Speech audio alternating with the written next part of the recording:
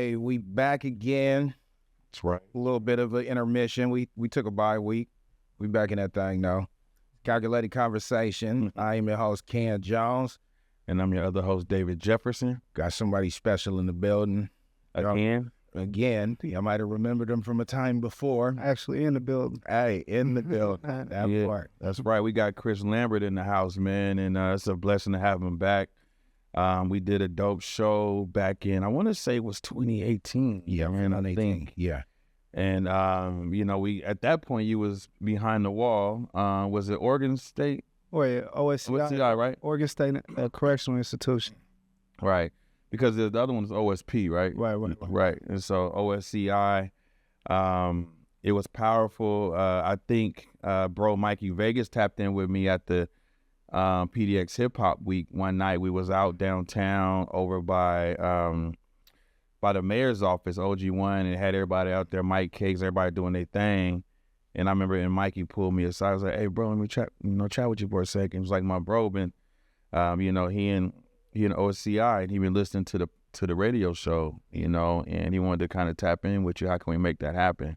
And I was like, "Man, you know what? Let's make it happen." Mikey said he was good people doing good things, and and that was a great, I think outlet to see what he was talking about and what he was working on from the inside. Yeah. And I think at that point, you didn't even know when you were getting out. No. You know what I mean? Like, it was going back and forth with the lawyers and trying to get appeals and stuff. I remember you saying. Yeah, we fought for 20 years. Yeah, so he was in there 20 total years. And so we worked it out. We got clear. Me and him talked on the phone the first time, and then we really connected. I felt the story. I felt the energy. I could see where he was going with it, and especially coming from, where we come from, we all been through a little something, including myself, including Ken. And so to give somebody a voice from inside, that's already working on change before he's even out, I thought was super powerful. And that's something that we wanted to cover because that was very well calculated. And so we made the phone call happen live on the show. We did the whole show with bro on the phone, and it was dope. And I think a couple people might have called in, but he really got to lay out what he was doing. That's crazy because the whole jail, like 20 minutes before the interview happened, the whole jail went on lockdown. And I had to go holler at the police. I'm like, "Hey, man, I got an interview." Whoop, whoop. And everybody was locked down. I was the only one out there on the phone. And everybody was tuned in. So, yeah. Oh, they got to listen though, right? Good. The whole jail Maybe that was the universe saying, "Look, y'all need to listen. Sit them down for a minute." Yeah. So we got that done, and that was super dope. It was impactful. It impacted Chris, some of the listeners who didn't really know what it's like to be inside, and also for people who didn't really know that there are people inside that are working to repair and connect with the community from in that space. And I know it impacted me and Ken just to be able to have that conversation, and we was, I think, overwhelmed and excited about what you was doing. We all couldn't wait till you got out, and that's what we were shooting for. So yeah. So we glad to have you back, bro. How you feeling? I'm feeling good, man. I'm feeling good. And it was mandatory that we circle back around and talk about today and what's going on today. Good. I also like to highlight, man, the conversations me and you was having on the phone, man. I had got the wild idea, like I wanted everybody to hear that conversation. So, to get y'all to come in there and talk to the fellas and share that conversation with them, that was pivotal. I just talked to my partner today on the phone. He was like, "Man, hey, man, I just seen your OG, man, who came in and was kicking that stuff, man. Kicks." I said, "Yeah, Dave Jefferson. Yeah, Stacks and Kicks." Okay. So, yeah, man, they seen you on the big screen in there, man. Oh, that's dope. Okay, yeah. Some news channel, doing your good deeds. And Yes. Yeah, so I just wanted to highlight that, man, because y'all came in there like, it was, I created that from a thought and from relationships, and that just goes to show like the relationships are still here today. And the importance of, taking good care of relationships. So, yes, man, it's a pleasure to be here with y'all, man, and wrap this with y'all. Yeah, and just to add to that, bro, and I know Ken feel the same way. I believe he do, man. I think that was one of the most powerful engagements I've been a part of. The intention that this is when we went into OSCI, Chris got the clearance. Yeah. And we came in there actually twice. Yeah. But the first time we came in is like, we amongst people that, society claim is a threat, claim unhealthy, to be out in the public, claim is just a danger to the community. But what I felt in there was, I felt the community, people that was looking for information, that was wanting to learn and, had been shut out. And of course, probably ran through the ringer, growing up in specific environments and without proper role models, and influences is heavy, right? Mm-hmm. But I didn't, but I got a sense of people with hearts and feelings, and people that wanted to do good and wanted to know more about doing good and how to do good. You know what I'm saying? Yeah. And I felt like they really accepted us, bro. The arms were super open, and you can look in their eyes that was really, really touching them. And so when we see that, that's obviously going to, touch us in a way to help us understand that the word is really having some real impact, though. I really felt like they appreciated us being there. For sure. Yeah, that situation, like for me to put that together and have, different people from different neighborhoods in one place for the common goal of, learning something different, that was impactful to me, and it kind of like spoke volumes and really gave me like the kick, the fire to like continue to use my positive, actions and bring people together and just be a resource and just share information and, stories and all that. So that. I think there's something too, like, when we went in there, for me, I remember me and Dave talking and even talking with the people that let us in, and it was like how they had stuff positioned and intentionally like, nah, we all sitting on the same level. We eye to eye, it ain't no big me's, little U's, none of that. And having that back and forth interaction, like bro was saying, just feeling that connection in the room. And that's where it felt like most of the people that was there definitely was there to take some type of information and do something with it. Whether they did or not, they still got the information. And I feel like them shakes and hugs that happened after that conversation, that was what was translating for me. And same time, I bumped into a couple of people since being, maneuvering around, and having that kind of locked in at this conversation, this platform in which bro created and I hopped on the wave, how it actually connects. And it's meant for this. It's meant for the cast that came through it, and your story, bro, coming into what your situation is, and then to take what you were already shaping in there, hit this side of the fence and stick consistent to that. It ain't been, no weirdness since coming home, none of the stuff. It's been you visible, you in the community, you doing the stuff that you set out to do, which it's clear that you had a plan in place, and that's something that you sticking with. Of course, shifts happen and things change as far as going, but you've got at least an idea and a beacon that's got you going forward, and it's great to see, bro. Yeah, real. And I always say, man, like, there's no amount of money I can give to the people that looked out for me when I was down, man. So for me to come home and for people to say I'm proud, like, that's the only way I can pay them back. Plus, I got homies that's locked up and that depend on me to pick up that phone call, to send pictures, and, to be here with, something for them when they come home. So, I'm always stay out the way, and I'm okay with being me. Yeah. And, I'm just trying to get this positivity, man, this love, man, like, basically get my heart.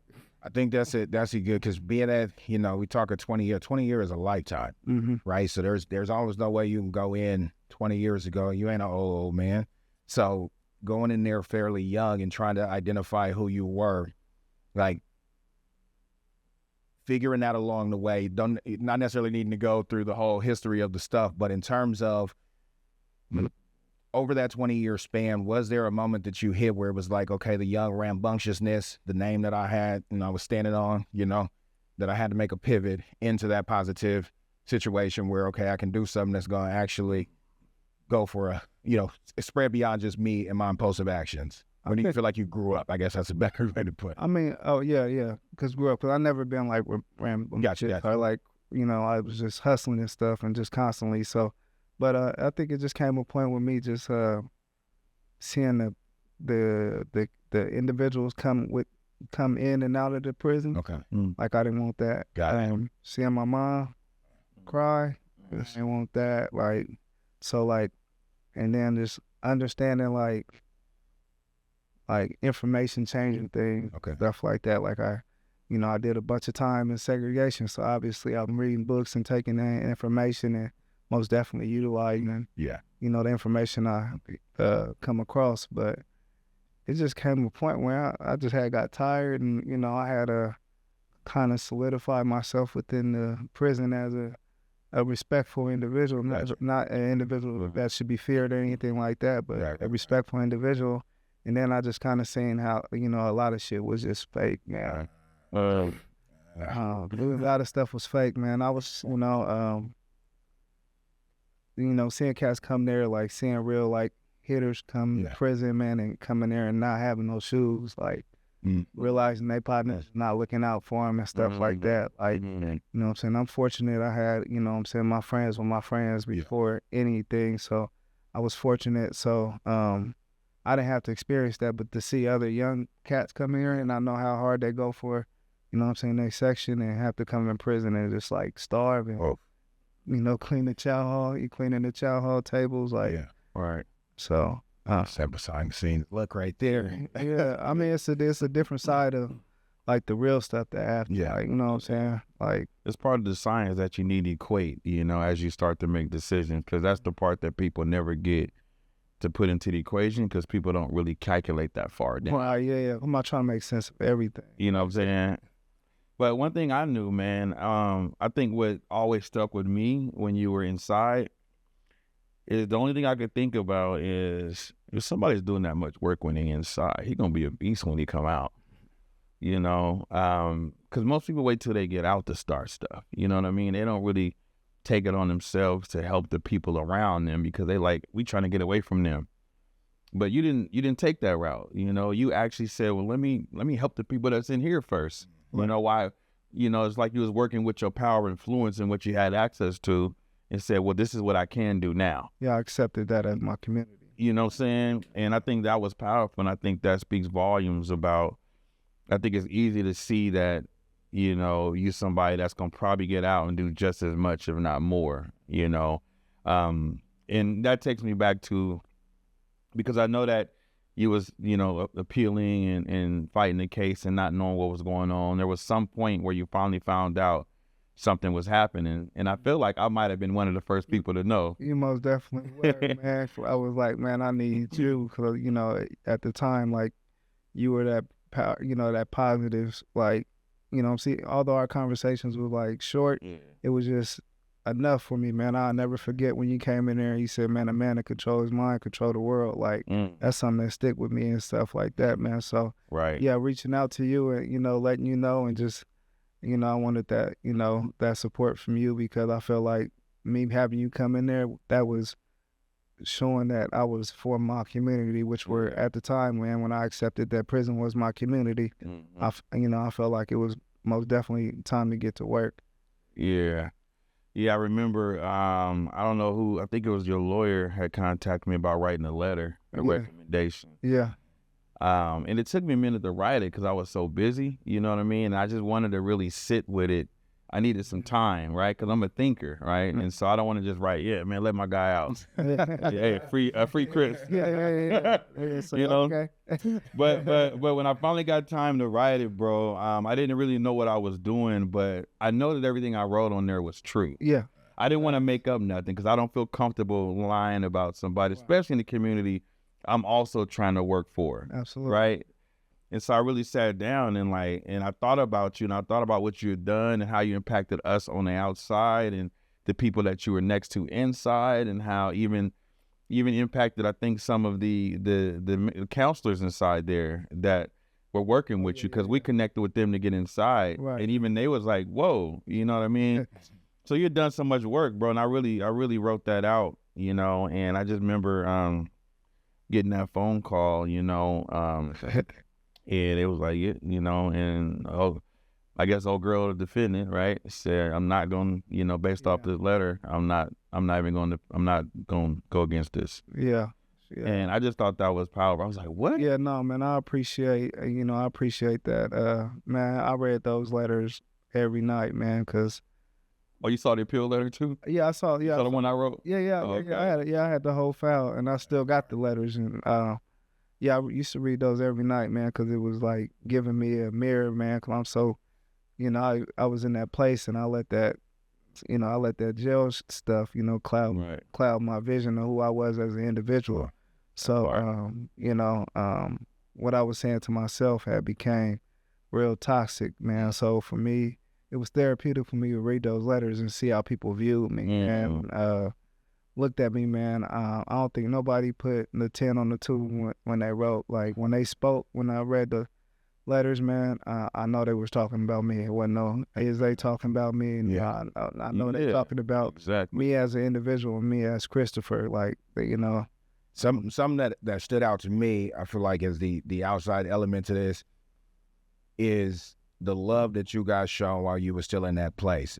Anytime there was a post, the times that there would be some type of interaction, and just seeing the names that would pop up in the comments and realizing, the connections of, and especially knowing that length of time, people get forgotten about. Oh, yeah. Right? Most definitely. So that's level of love that was still out here existing for you that whole time. Again, that speaks to a whole other side of it, which I'm sure in that transition from that space into this space, that helped this be a little more smooth. Of course, that transition is a hell of one, but I'm sure that's helped out a lot. Absolutely. Yeah. Yeah. My support system has been tremendous. I think that shows, I think that's an important part to highlight, because what it says to me is that, you know, just because you in the streets don't really mean you're a bad person. Just because you hustling don't mean you're a bad person. A lot of people are really doing what they think they need to do to survive at the moment,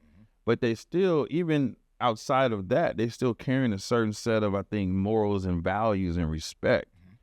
You know what I mean? And I think that's powerful, and I think that makes it clear that a lot of times we do what we think is necessary, even if that's not really us or not what we want to do, but this may be the only way we know how to survive at the moment. Right. But we don't start treating people bad. We don't burn bridges. We don't lack morals and ethics. It seems like you had a lot of that before you ever went in. Otherwise, people do forget about people without those morals and without those ethics. So that's a great point to make, Ken. Yeah. So in that space of coming into the now, like coming into the world after that time of being away from it, of course, having some interactions, what is that transition like? Not so much of the transition back into it, but what's, I guess, been one of the biggest challenges of adjusting to the new way of the world? I think one thing I had struggled with at first, like, is just kind of being back in the room with my family. Like, you know, they could be talking about something and I wasn't there, so I can't even, I'm feeling that awkwardness and, you know, that sense of, like, honestly, like, that sense of loneliness, like, left out. It was hard for me to cope with that. You know, that's a bar. It was hard for me to cope with that. Obviously, I'm constantly aware and constantly taking in how I feel and, you know, evaluating that. It's a process I got to get used to.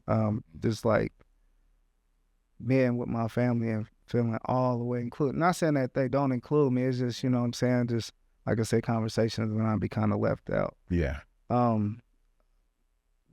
Another thing that's been, like, challenging to adapt to is just, like, understanding how powerful, you know, this social media has been used and misused. That's been one thing I've been, you know, that kind of threw me off. Yeah. I mean, and we speak on that often. That's the influence. Yeah, the influence is important, and some people, you know, misuse the influence. But that's a whole nother conversation. Yeah, but it's good we didn't grow. I mean, I'm glad I didn't grow up with social media. You know, we talk about all the time with some of the kids we mentor and, you know, and speak to. It's like, y'all got a little bit rougher because y'all literally growing up with the whole world at your fingertips. So you don't get to focus on, it's hard to focus on authenticity, you know, and really be you when you embracing so much information, man. But what was the first thing that, what was the first thing you did when you got out? Oh, just chill with the family. Chill with the family? Mm-hmm. Chill with the family, ate with the family. So I got out December 22nd. So, you know, basically we had Christmas week. 23 or 22? 22, right? 22. Yeah. Oh, okay. You going on about a year? You going on game 2 years though? Yeah. We almost at 2 years. What was that? What was the first meal? Man, I went to my brother's crawfish, man, but I was like so on 10. You know, not knowing what, you know, I didn't even know I was on 82nd. Like I thought I was on 122nd. Like everything was new to me. So, you know. Oh, that's gotta be crazy, bro. I forgot about crawfish, man. So I couldn't even like. Somebody asked me, have I been there? I said, yeah, but I don't think I tasted it. Right. I was there. I ate some stuff, but I didn't taste nothing. Oh. Okay. Yeah, no, that's fair. And so another question, you know, we talk about being institutionalized. Mm-hmm. How is it adapting to the world and trying to, what do you think it's going to take you to get to the point to where you start how long do you think it's going to take for things to sort of like transcend over to, I'm free now. Like that could be a process. That's you know what I mean? One process. And you know, it may never happen, but I'm just curious. Like, when do you ever miss being inside sometimes? No, I don't miss. I don't miss it. I don't miss it at all. Don't miss it at all. I hate that place. Yeah. I wish they free all my partners who deserve to come home. I wish they'd get rid of Measure 11. But yeah. Well, I mean, your partners. I don't think I meant the place. I think I meant like. Oh, no. A lot of relationships. Yeah. No, they all tapped in. We good. Good. Yeah. I think about that right quick because in that, I think there's a portion of it like me and you was talking off in the front of like that's still for a span like that. Yeah, that becomes your environment. So that becomes, exactly. So there's connections. There's times it ain't all sad. Like yes, that wallowing if I'm here, but there's laughter. There's entertainment. There's things that go on that it's like there's connections just being built while there because you make the best of it. Right? Yeah, absolutely. And so there's parts of it that I know. I think back. I'm sure Dave, you too, of like just some moments because being up these were during these pivotal years. It's like there's some people that I still to this day wonder. Of course, this is before being able just to look somebody up, and so you know paths and win how they didn't win. But with that said, it's like what's something you feel like that you did learn in there that you've been able to pull this to the street and still utilize this, you know, whether this is a value, you know, something in that way of communicating or something like that, that you see this is applicable wherever you're at, whether you've been in there or out here. What I learned that in there that, when asking for help. Good. Asking for help. Allowing people to show up as themselves. Yeah. Like, you know, I always say like, my friends and family, you know, I had a great support system when I was in prison. Like my mom used to try to look out for me. I'll be like, no, I was okay. And I can just remember my grandma say, you know, allow your mom to be a mom. Yeah. So that was heavy for me. So that I just took that and just allowed people to be themselves. If you were somebody I didn't deal with or something I didn't agree with, man, I accept you for that and I just don't deal with you. Like, that's most definitely one thing I've learned that I still carry with me, man. Yeah. I like that framing because I mean that right there, like allow your mind to be a mind, like hearing that from grandma, like that can be adapted in so many ways, and then you turning that just people to be who they are. Yeah, allowing people to help you. Yeah, people to help because people. I mean, might want to help you, man. Let them help you. Yeah. I used to not, allow help because I didn't want people to perceive that or take advantage of me needing help. But that's not institutionalized. That's street. Yeah. That come from the streets, not. Well, we like if, none of our young men would go to prison. That'd be ideal, right? Yeah. But if that's not the case, and, a young man is say he's facing 20, starting a fresh 20, what would you tell him how to manage himself in there? What advice would you give him on how to handle himself while he's doing time in Oregon State Correctional Institution? I mean, it's not a blanket situation because some dudes go in there and if you go in there for some stuff that really got the city on fire, then I advise you the first 5 years just to get busy, because it's gonna die down. You know what I'm saying? It's gonna die down because you don't never want to be a victim. But I'm gonna tell them to get in the books. Get in the books. Get in the books, man. Get in the law library. Man, I fought my case for 20 years. Fought my case appeal after appeal, denied. I fought my case for 20 years only to get a clemency from the governor, and only 7 days later to get that whole case dismissed. Yeah. Really? Yeah, absolutely. So when did that happen?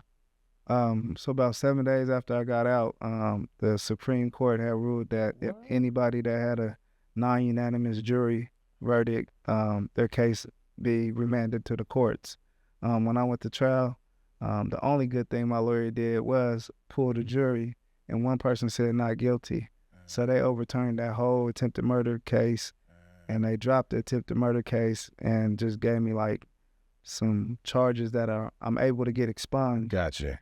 And off my record in a couple of years. So right now I just I don't have any violence on my record. Good. I just you know, right now I'm on paper for some tampering with a witness, bribing a witness type stuff, you know, some childish stuff. So on the flip side of his question, then, for somebody that did that stretch, made it through that time, and they looking at getting ready to transition back out here, what's some game you would pass on to them re-entering, especially after a big time gap being away? Come on, find your village. Yeah. Okay. Yeah, find your village, man. Get with one of these organizations.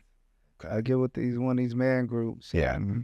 Get with somebody that, like myself, like I give my card to anybody. I'm always like, I believe in myself, and I believe I transition just exactly how I should be. Like, you know, when I first came home, I was, you know, out and about hanging out, but I was enjoying it and I missed it. You know what I'm saying? So, but it came a time where I was just like, okay, now it's time for me to get busy and do community work. So honestly, man, I mean, I always encourage dudes that do that much time, man, to find their voice, man, and get with an organization, man, and tell your story. Your story is impactful. Right. I know it for sure. I know for sure how important your words and your story can be for somebody else, man. I'm old, man. These young cats don't listen to me, man. They only listen to us, but I can get their ear only because I did 20. Like, that's the gift and the curse, you know what I'm saying? Because they curious, but you know what I'm saying? I present myself like just myself. I ain't got to, you know, put no suit on and try to come talk to some kid. Like, I'm just myself. That like, part. I'm just kicking with you, and we just gonna bond on some one-on-one. I ain't got no cookie cutter game. I give a young dude, man. I deal with him on a direct platform, man. And I feel like I've been very, very, very, very impactful, man. I go into the Oregon Youth Authority every week, man, and go work with the kids, man. And although every time I come out of there drained and like wish I can take them with me, man, I go in there every Tuesday, man, and I give them my best. And I let them, you know what I'm saying, just vent and talk. And yeah, man, that's why it's important for you just to get your person. And like, I got my partner, I call him about anything. Bro, is they still wearing polo out here? Bro, what is the Versace Imperial? You know, you gotta have your person, but you also gotta have like your support.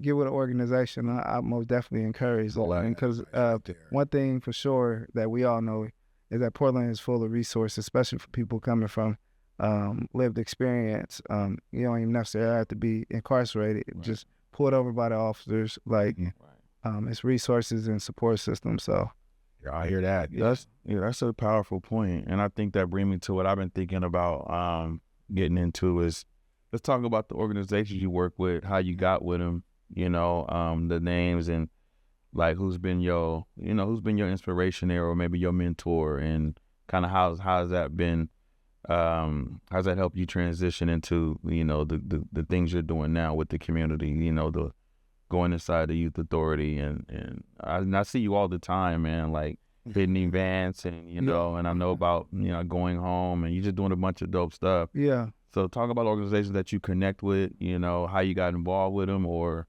you know, just kind of what you You know, how's helping you impact the community? At the moment, I'm working for Inside Alliance. They're an organization I used to come inside the prison. Oh, okay. So I connected with her when I got out, took the peer support training, and I'm now a peer mentor. And I got 2 mentors out of that situation.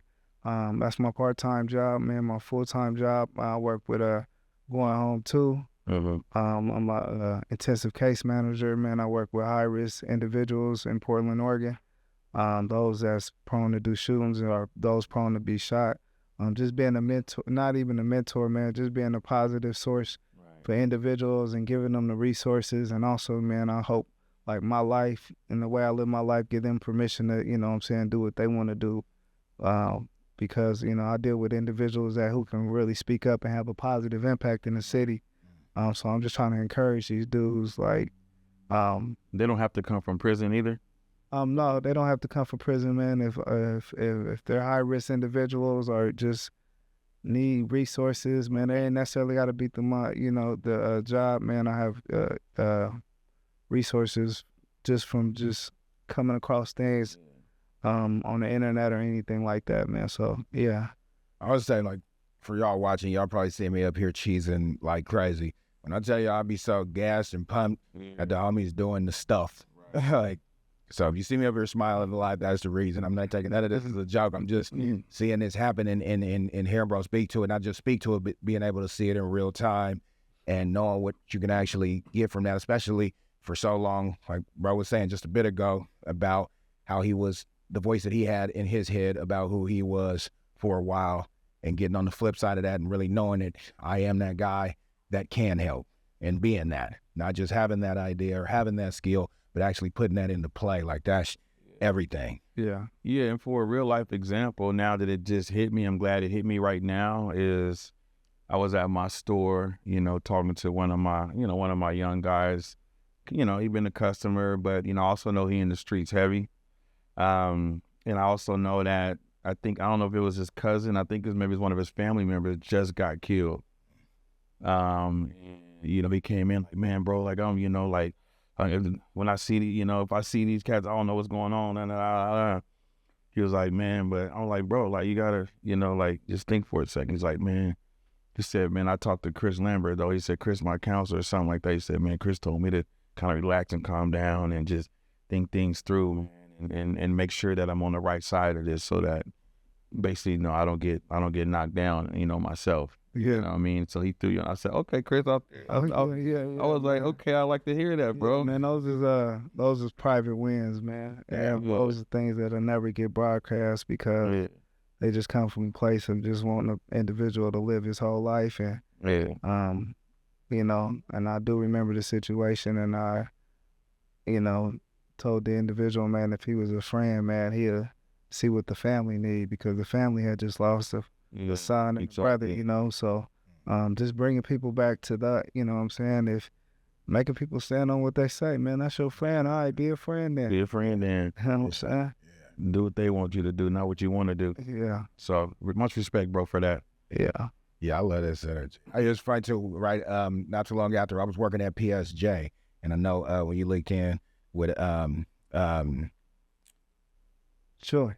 I used to call her Jay, but yeah. right after I Black Joy said, yeah, that was dope with y'all getting together and we seeing that, like, oh yeah. Yeah. You had your being quiet joints. Yeah, you and that. Absolutely. Yeah, working with Black Joy also, man, and them the homies. Okay. Absolutely. Working with I Support the Brand. Yep. Close. I just took on a position for organization.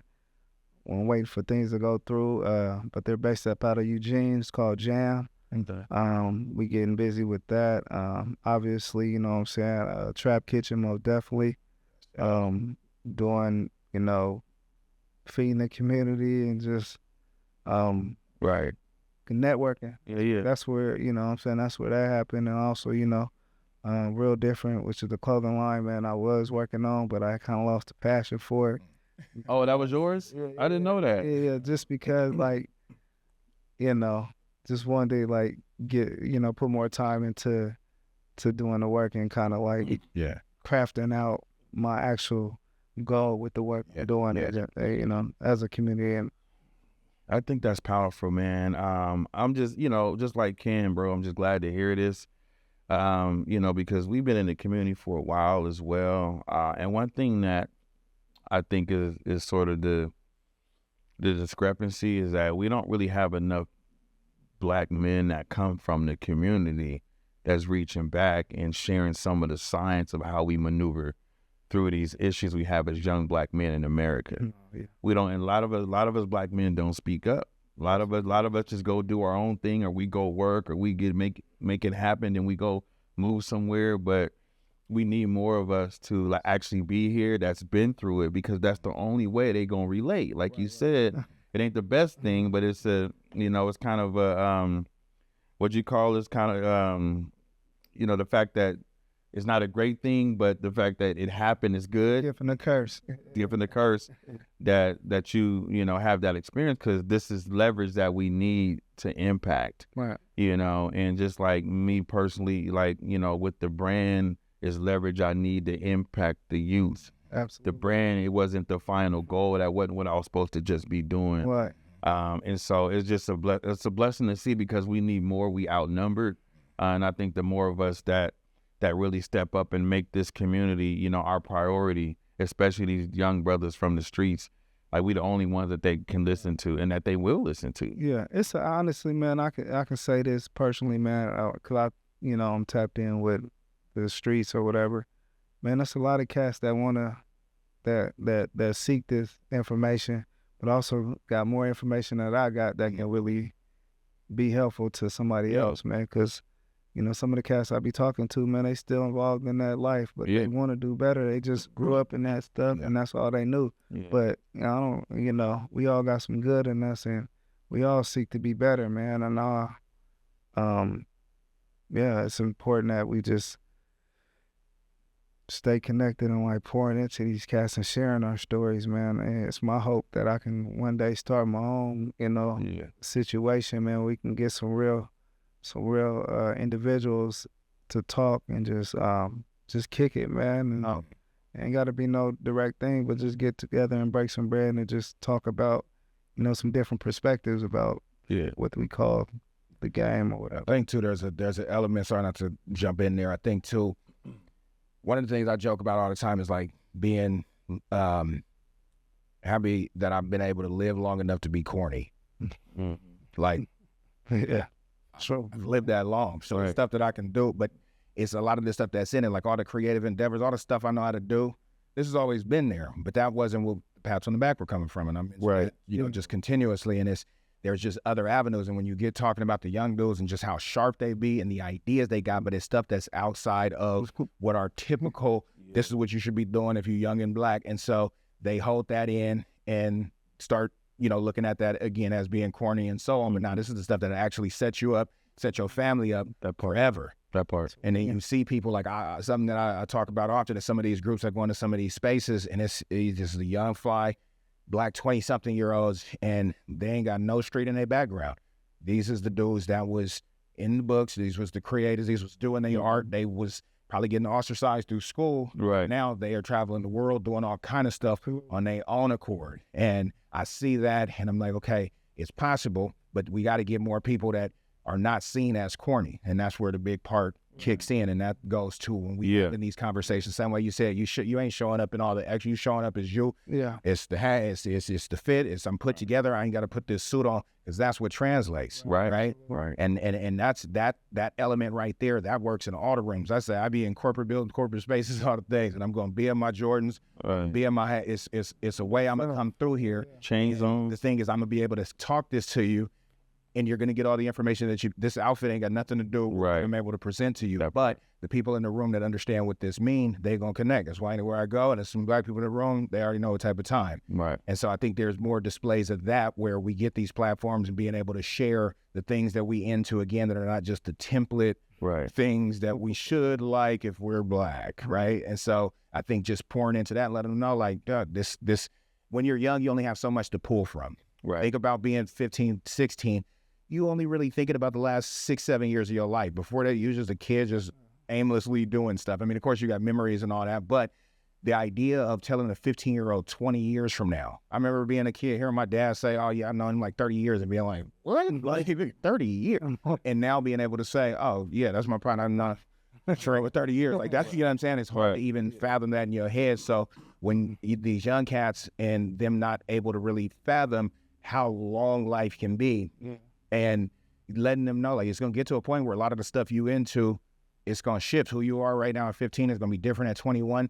It's going to be different at 20, or at least should be different at 25, 30. There's a lot of thinking that you're going to look back at yourself when you thought this was exactly what you stood on. 5 years later, be like, what was I, like, what? Embarrassed of it almost. You know what I'm saying? Like, those are parts of life that are able to get enjoyed for the people who are able to actually get there. I remember years ago putting that, I got gray hairs in my beard. This is a trophy amongst my peers. Like, there's a lot of people that don't get to the space of being able to grow gray. Right.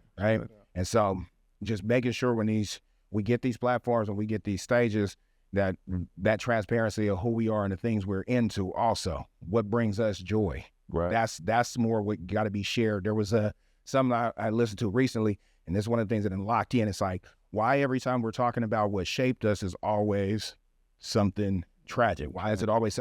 There's also good things in life that help to shape us, but that's not where we really get off on sharing that as much. So it's when we get to these spaces where we can speak to the masses, we got to give that full picture. And that's, something that we definitely doing. And that's why I love what you're doing, and making sure that when you're doing the community work, and you don't do it in a way of like, look at me, look what I'm doing. It's just, look, I'm sticking to what I said. This is a blueprint that you can be this type of individual. Right. Like you say, you still connect to the streets. People know who you are. But you're able to move like this, and I think that's some of the seeds that need to be sowed. Right.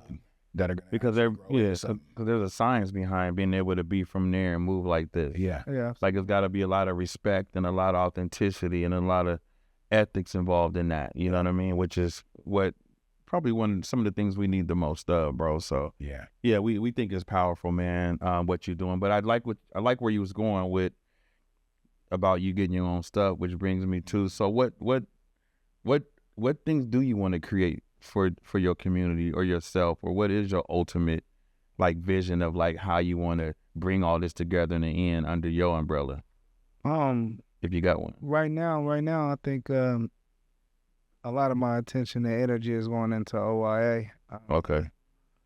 Because for people that don't know, Oregon Youth Authority is McLaren. A lot of my attention and energy is into those individuals, because I done built relationships with these cats, and unfortunately, man, in the last week, man, I've had 2 individuals go, who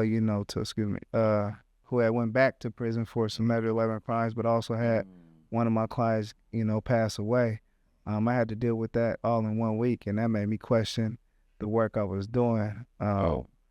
So I had to, refocus and understand that, like, me, constantly, because when I deal with individuals, I don't want to come off authority type figure. Right. I need to, when they come to these young cats, I need to be a little bit more intentional, man, like more hands-on. But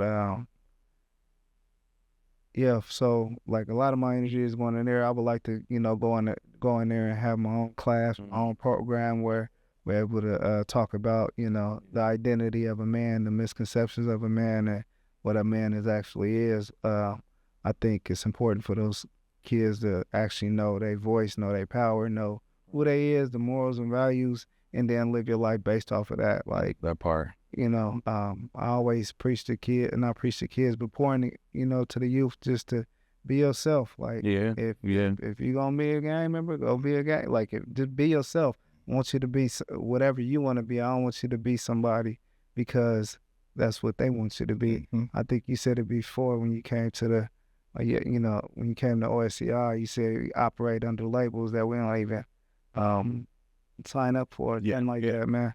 And that's what a lot of these young cats is, man.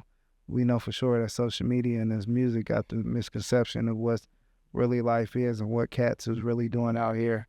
I encourage people just to do what they do. Yeah. And I think that's the part, bro, that we all got to remember and realize, like you said, with the one that passed and the one that got the measure, and almost wanted to like question the whole thing. One thing that I come to realize is that the hold of the streets is so strong. Yeah, like it's stronger than a lot of us ever gonna be, you know. And I think that's what's real, because their numbers are so wide. You know what I mean? Again, and that's because we don't have enough people pushing this energy, and we working on it, and that's the goal. But I guess, you know, we got to be patient with and understand it's gonna take some time, because like they got a strong head start. They got a cold hold on people, but I know a lot of people see the streets as getting watered down. Oh yeah.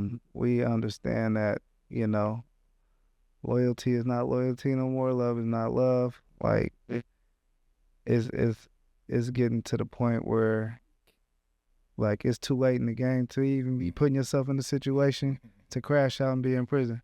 Who wants to go to prison today for 10 years and get out in 2034?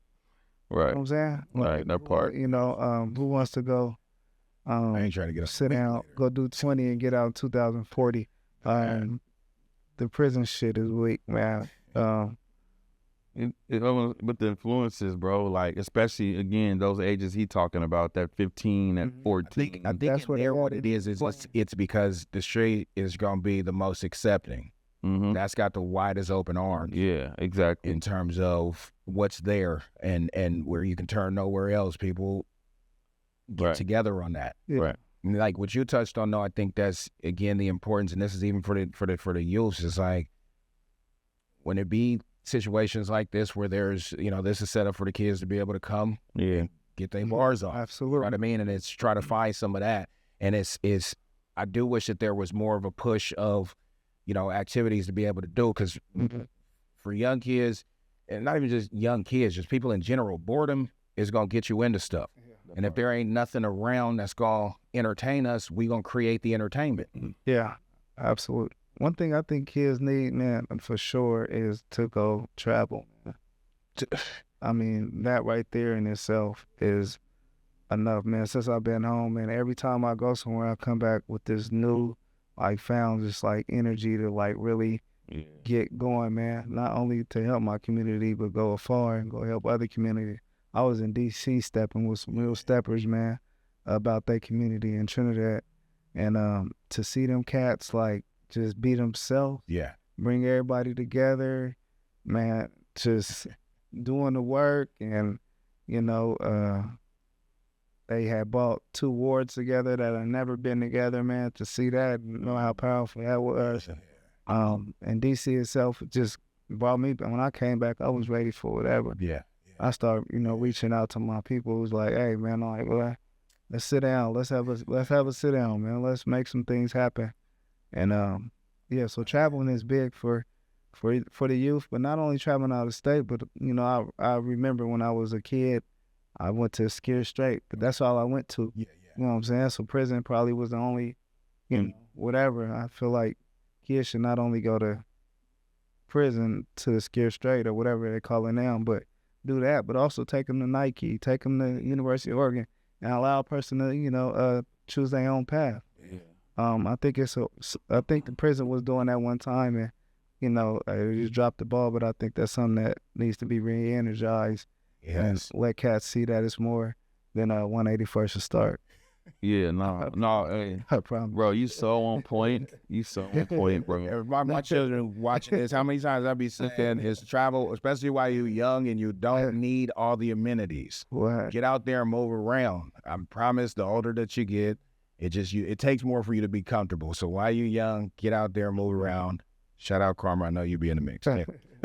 And bro, one thing I like what you said, and I can verify that this is nothing but fact, is that like coming out the streets and literally my mom and them trying to like literally kick me out of Portland, you know what I'm saying? Like because of what I was getting into and just the trouble and the drama with the streets. Going to Eugene, because I went to U of O. Oh, okay, yeah. And when I went to Eugene, bro, I went down there looking for trouble. Like, I'm like, yeah, where they at? Like, you know what I'm saying? Because I'm not used to being in a place where they ain't at. Yeah. So that was so weird for me to see that they wasn't out here. And so I guess I say that to say, I don't think there's nothing more humbling and more open than going to a space that's not where you from and seeing like everybody don't operate the same. I didn't know that. You know, so I'm in Eugene thinking that there's rivals out there somewhere. Cause I keep telling people all the time, bro, like the one thing that tripped me out about going to Eugene and moving to U of O when I was like 18, 19 was the fact that they had house parties that never got shot up. That was super weird to me because I wasn't used to that. Yeah. Like, because back in Portland at that time, especially, you know, in them ages, bro, like because we was all, there wasn't no gentrification yet. We was all in Northeast. Everybody was in Northeast. Yeah. And so I was just shocked that I just couldn't believe that people were living this free, bro. It was so weird. I think, too, there's also another element. I remember talking to the homies in Dago about this, about when you travel and you get away from that area, you get to just introduce yourself. Yep. You're not having to introduce and let you know all the extras. Right. It's just, oh, yeah, I'm Keon Jones versus, all of that. So it's a way that you can just connect as who you are, especially once you start getting up out the country. And again, it ain't got to be that big. It's just going your own state got so much stuff that you ain't explored that's dope in state. Right. It's just getting out of that city. And it be tripping me out as somebody that didn't live up and down the I-5, being in cities where people ain't been across town. Like, you're an adult and you ain't never been to Seattle. You lived in Tacoma your whole life and have never seen the Space Needle in person. Been to Seattle. Well, but that's like equivalent of saying like you live somewhere in the numbers that ain't never been to Beaverton. Like, that's, to me, that's insane that hasn't happened, and that's just a car ride. And in doing that, you get out of that space. As you said, when you travel, you talk to people who actually travel, those conversations are different. Absolutely. It's way different when you talk to people who have been traveled. And that's something that, I think about often, that I wish that I would have put that would have been a focus for me young. But, this is why humping at 14, 13 and having kids, things like that. Shout out to Farmer and all that. But with that, though, it's just like the people that I know that do go and travel, when I'm hearing their stories, it's always like, man, and it'd be simple stuff, but just walking somewhere, experiencing culture that ain't yours, but it's culture and it's strong, and being able to take away, some of the great things about where we at, and then some of the things that we got all wrong, and then going to just other cities and states and seeing how they operate. I think, too, as I say, as the person that been in Portland the least amount of time here on this stage, it's like being here and seeing how many people move here, come here, and they expect where they left from to be here. And it's like, nah, this is its own culture. There's its own city. It has a culture. If you actually hear moving around, it has its own culture here. It's not where you came from. Quit expecting that, and you'd probably have a way better experience being in this place. But definitely in terms of just traveling in general, I think that opens you up to seeing the different ways that people do things that sometimes can be better, more streamlined, sometimes worse off. And you can take a page out of that book when you start seeing things go that direction to be able to course correct, if you spreading that type of game around to the homies. But I love seeing you typically hit me when you about to leave town. Yeah, look at some of that. Yeah, you sure do. Yeah. How is that part of the experience? Did you do a bunch of traveling beforehand? Like, before I went to prison, I had been nowhere. Okay. I was there hugging that block. Got you. Okay. Going nowhere. It was on punishment. Yeah. Right. So when I got home, man, since I've been home the last 2 years, man, what's been the spot that has been like, oh, what spot blew you away the most? Yeah. Hawaii. Hawaii. Yeah. I ain't even been there. Yeah, Hawaii was a whole vibe. Okay. Spent my 40th down there, so. Okay. Yeah, it was huge. DC. Yeah, that's on my list. Going to DC, man, seeing an all black Starbucks. City. Hey, man, all black workers in Starbucks. Yes. Yeah. And just to see black people dressed up in suits, you know what I'm saying? I went to the African American Museum. Obviously, I was, heavily impacted by that. Yeah. Oh, I heard that's the best one in the world. Oh, I think. Yeah, I mean. Yeah, it was most definitely. Was that something that was on the itinerary, or once you got there, you was like, oh, you learned about it and was like, okay, I'm gonna go spot it?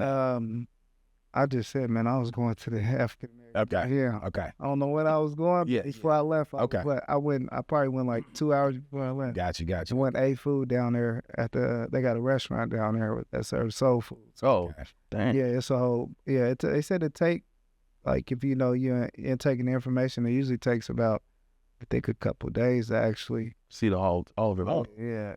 Yeah, I heard this is one of the dopest. I just heard that today actually. Mm-hmm. Yeah, I gotta put that the DC on the bucket list is my pops, and that's out of the family. They're from Annapolis, Maryland, and he got a bunch of pictures down in DC that I want to go redo them joints. Oh yeah, do one of those. Powerful, bro. Man, I know we could do this for all the hours. We wanted to be able to get you in here though, and do that. The flip side. The things like you say, we out here gonna counter all of them statistics and things that they threw at us and show them what can and will be. Yeah, and just we appreciate you being an example of a person that is consistent with his words and actions. Yeah, a lot of people say a lot of stuff when they're behind the bar. You know what I'm saying? And they get out and everything switches when they got access to everything. You had a little fun, you popped a couple bottles probably, but you got back to the main goal. You know what I'm saying? Like you never forgot what you was doing this for. You haven't forgot your people that's still behind the wall. No. And you maintain, your ethics and your plan, and you still pushing it. Yeah. And you're passionate about it. Absolutely. And so you were serious about what you were talking about when you're behind the wall, and we knew that. We felt that and we knew that. And so we knew that once you got out, it was going to be powerful, man. So we glad to see you back and doing what you do, bro. It's very powerful and inspiring. Yes, I most definitely appreciate the opportunity. I most definitely appreciate the friendship I developed with y'all. And I most definitely appreciate y'all connection and the way y'all move with y'all clothing brand. I'm open to anybody like to connect, man, to do community work, man. Where can they find you at? Oh man, LinkedIn, man. Like social media. LinkedIn, man. Yeah. Christopher Lambert on LinkedIn, man. Yeah, that's where you can find me at, man. We can connect, and I'm open to all ideas. We got space. We can get men's group. We can, push for the woman and women, get women's group. We can do whatever. We can have big conversations and just break down all the misconceptions about everything, man. Right. I just want to connect, man, and have an impact in my community, man. That's it. Exactly. I just want my women partners, man, and everybody to stay up out them people's cells, man. Mm-hmm. I don't, we don't encourage that at all, man. I know situations come about and people have to go, but we out here, man, my goal is when people come home from prison, man, they have a platform and they'll be able to tell their story and hopefully feed their family off of just telling their story. Absolutely. So we'll definitely appreciate it, man. Free the guys, man. Y'all know how this go. Free the guys, man. Free the guys. They're never forgotten, man. And I always say this because it's always not said, man. Free the women that's locked up. I think they've forgotten about, man. And it's most, I know for sure, man, a lot of those women probably took cases for cats. Right. So it's most definitely good to highlight them, man, and let them know, man, they still in our hearts. And, free the women. Free the gals. Yeah. Free all Coffee Creek. I know how it go. Off top. So there we got it, man. Chris Lambert came and broken down. You know what it is. Calculated conversation, just certain things we got to talk about, and we just did that. Yeah. Make sure you tune in, stay tapped in, say what's up to Chris when you see him, man, and stay tuned for more. Yeah. Peace. Blessings.